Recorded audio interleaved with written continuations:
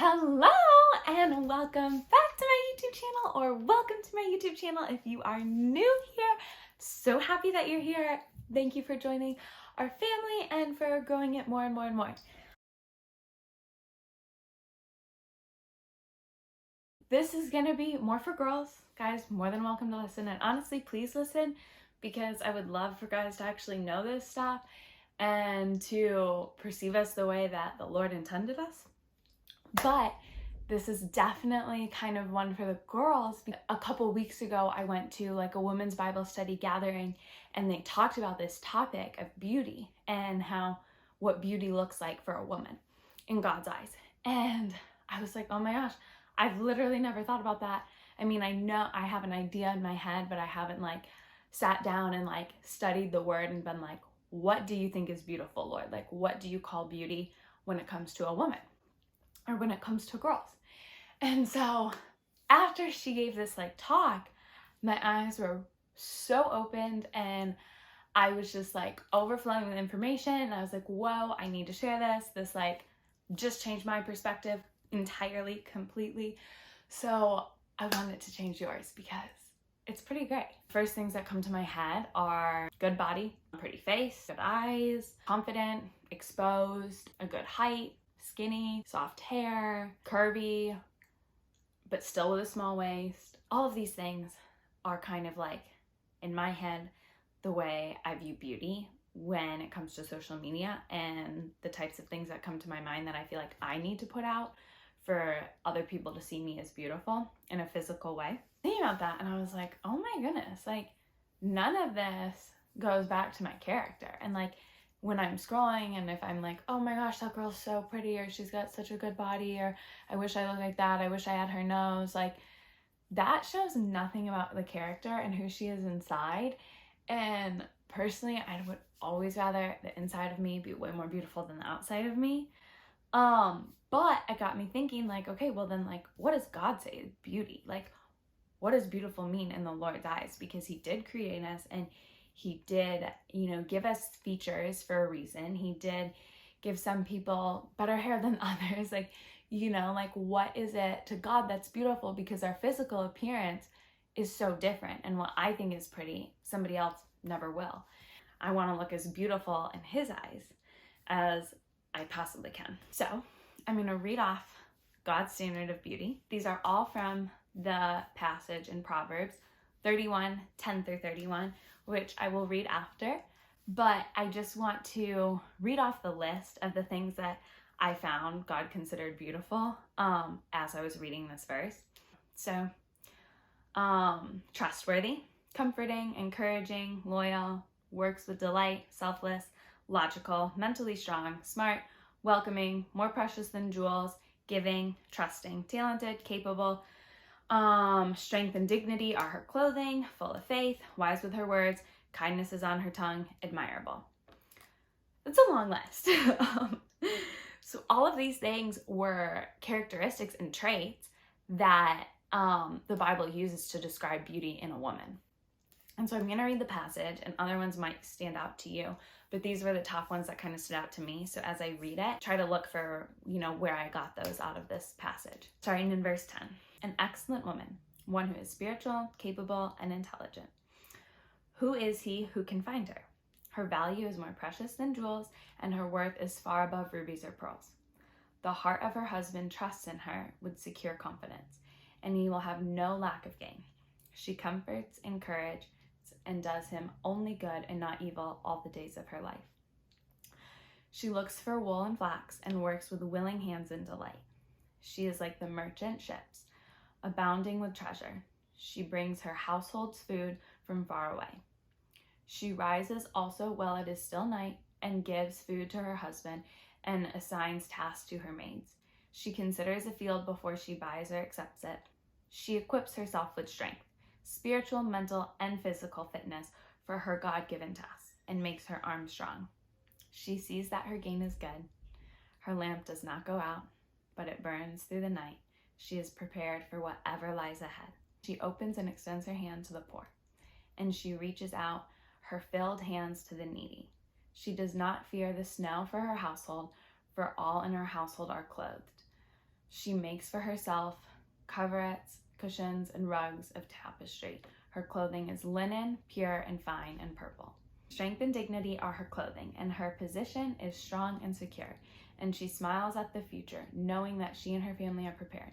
She opens her mouth, skillful and godly wisdom, and the teaching of kindness is on her tongue, giving counsel and instruction. She looks well to how things go in her household and does not eat the bread of idleness.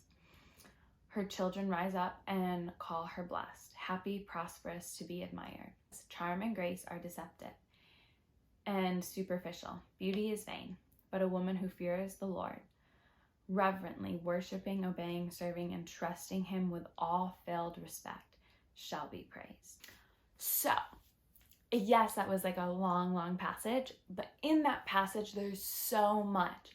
And in the way she works, in the way she instructs, in the way she acts, in the way she dresses, all of these things are showing the type of heart she has and the type of character she has. And they're showing that she's loyal. They're showing she's capable. They're showing she's intelligent. They're showing she's trustworthy. They're showing she's selfless. They're showing all of these qualities that I listed and so many more. And I just think, like, if we were waking up every day saying, okay, am I living a life trying to live up to this view of beauty in God's eyes? Or am I waking up every day trying to live up to the world's view of beauty? And I think, like, the big difference in that for me is I'm thinking, like, what am I not doing because of the world standard of beauty? And I think there's a lot of things that I'm not doing because I don't meet the world standard of beauty in the ways that I want to.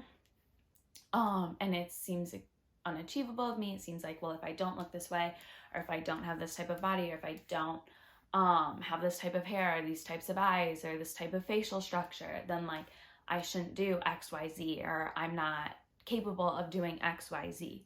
Whereas in the Lord's standard of beauty, there is nothing that is holding you back. It is an endless world of possibilities, and it is all things that are so desirable by everybody that attracts them to your heart and not to just your physical appearance. And I think for me, that's always way more captivating. And I think as a woman too, it's like physical beauty is so fake nowadays with the surgery, the filters, with Photoshop, with Facetune, with makeup, with hair, like hair dye, all of that. It's so fake. Like, every single thing is so fake. And like today, like, yeah, I have a little bit of makeup on. So like, no, this isn't exactly how I look all the time. And the thing with, like, the worldly beauty is it comes and goes based on the way we look. Where the thing with God's standard of beauty is it lasts no matter how we look. It is always there, and it is always present, and it is always seen because it's inside of us and it's not on the outside. And so I think, if you're getting caught up in the way other people look, or if you're getting strapped in comparison, and, you're not liking different parts of yourself, you're not liking your body, you're not liking this, you're not liking your personality, just know that if you are after any of these characteristics, the Lord is seeing you as his beautiful daughter and his beautiful princess. And nothing the world says will ever change that. And no matter how much you might feel that type of pressure, try as hard as you can not to fall into it, because you will always feel like it's not enough, and you're always going to be disappointed with the results.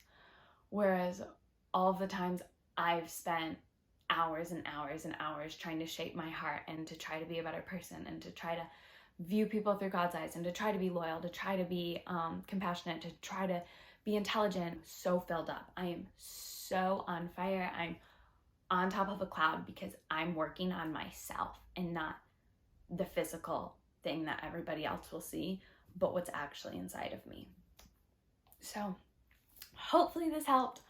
Hopefully, if you're currently kind of struggling with self-image or body image or, or comparison, that hopefully this just kind of brought to light, like, the way that the Lord views beauty and how opposite it is from the world standard of beauty, and why, and, you know, like meditate on how you're feeling about it, and, you know, really think about which one do I find more valuable.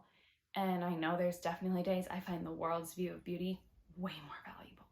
And especially the people I'm around. If, you know, when I'm around other influencers, when I'm around actors and actresses, or when I'm around all these people that are showing off everything, like, it does make me feel like, oh my gosh, I need to be doing that. Like, that's what I need to do, or I need to do it more. I need to do it better. And I want to look that way. And so it's definitely a daily thing to be like, okay, is this beautiful in my eyes, or is this beautiful in God's eyes? And is this valuable in their eyes, or is this valuable in God's eyes? And just kind of ask yourself these questions, and I guarantee you will be so much happier, and you will be way more confident in yourself, and you will love all the physical characteristics that you possess when you love the inside of you more. So I love you guys. Thank you so much for watching. Don't forget to like, subscribe, comment, notify button. And again, if you ever need anything, just feel free to DM me on Instagram, and I will try to help them as the best I can. Thank you guys. I love you. Have a good day.